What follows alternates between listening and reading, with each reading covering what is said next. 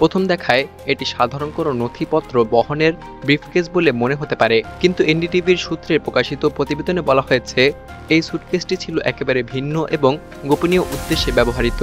এটি ছিল একটি টয়লেট সুটকেস। কেন পুতিন বহন করেন নিজের টয়লেট? প্রতিবেদনে বলা হয়, বিদেশ সফরের সময় রাশিয়ার প্রেসিডেন্টের দেহ বর্জ্য যেন কোনোভাবেই বিদেশি গোয়েন্দা সংস্থার হাতে না পড়ে, সেজন্য এ ধরনের ব্যবস্থা গ্রহণ করা হয়। রুশ ফেডারেল প্রোটেকশন সার্ভিস অর্থাৎ এফপিএস নামের একটি বিশেষ নিরাপত্তা সংস্থা এই দায়িত্বে থাকে। তারা পুতিনের মল এবং মূত্র একটি বিশেষ ব্যাগে সংগ্রহ করে থাকে, যা পরে নির্দিষ্টভাবে প্রস্তুত করা একটি ব্রিফকেসে করে নিয়ে যাওয়া হয়।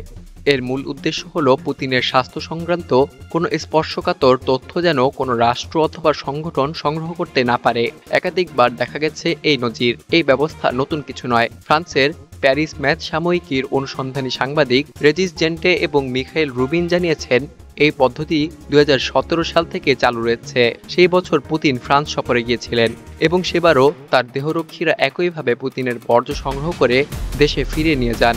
সাংবাদিক ফরিদা রুস্তমোভার রিপোর্ট অনুযায়ী ভিয়েনা সফরের সময় পুতিন একটি বহনযোগ্য টয়লেট ব্যবহার করেছিলেন। এ থেকে স্পষ্ট বোঝা যায় এটি একটি নিয়মিত এবং পরিকল্পিত নিরাপত্তা প্রোটোকল, যা পুতিনের স্বাস্থ্য এবং ব্যক্তিগত তথ্য রক্ষায় রাশিয়া কর্তৃপক্ষের চরম সতর্কতার প্রকাশ। স্বাস্থ্য জল্পনার পেছনে কি রয়েছে? এই গোপনীয়তার মূল কারণ হিসেবে অনেকেই মনে করেন পুতিনের স্বাস্থ্য নিয়ে যে জল্পনা কল্পনা রয়েছে সেগুলোর পেছনে কিছুটা হলেও সত্যতা থাকতে পারে। সম্প্রতি ডোনাল্ড ট্রাম্পের সঙ্গে একটি বৈঠকের ভিডিওতেও দেখা যায় পুতিনের পায়ে তীব্র কাঁপুনি হচ্ছে। ভিডিওটি সামাজিক যোগাযোগ মাধ্যমে ভাইরাল হয়ে যায় এবং নানা গুজব ডালপালা মেলতে থাকে। পুতিন কি পার্কিনসন রোগে আক্রান্ত? তার শরীরে কি এক্সোস্কেলিটন অর্থাৎ মেকানিক্যাল সাপোর্ট ডিভাইস ব্যবহার করা হচ্ছে? এ ধরনের আশঙ্কা একেবারেই নতুন নয়। 2023 সালে বেলারুসের প্রেসিডেন্ট লুকাশেঙ্কোর সঙ্গে বৈঠককালে এবং কাজাখস্তানে সংবাদ সম্মেলনে অংশ নেওয়ার সময়ও তার শরীরে একই ধরনের কম্পন লক্ষ্য করা যায়।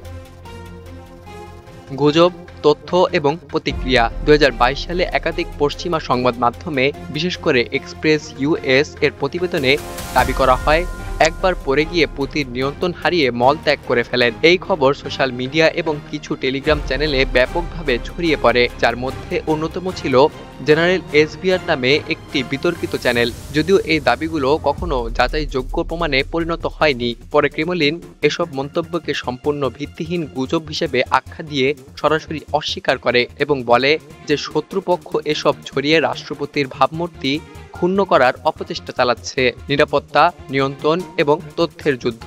পুতিনের ব্যক্তিগত টয়লেট বহন অথবা তার দেহ বর্জ্য সংগ্রহের মতো ব্যবস্থা আধুনিক রাজনীতিতে বিরল, কিন্তু এতে রাশিয়ার শীর্ষ নেতৃত্বের নিরাপত্তা নীতির জটিলতা স্পষ্ট হয়। এটি কেবল ব্যক্তিগত স্বাস্থ্য অথবা মর্যাদার প্রশ্ন নয়, বরং এটি হয়ে উঠেছে তথ্য নিয়ন্ত্রণ এবং গোয়েন্দা যুদ্ধের একটি অংশ। আধুনিক বিশ্বে একজন রাষ্ট্রপ্রধানের মলমূত্রও হয়ে উঠতে পারে জাতীয় নিরাপত্তার বিষয়।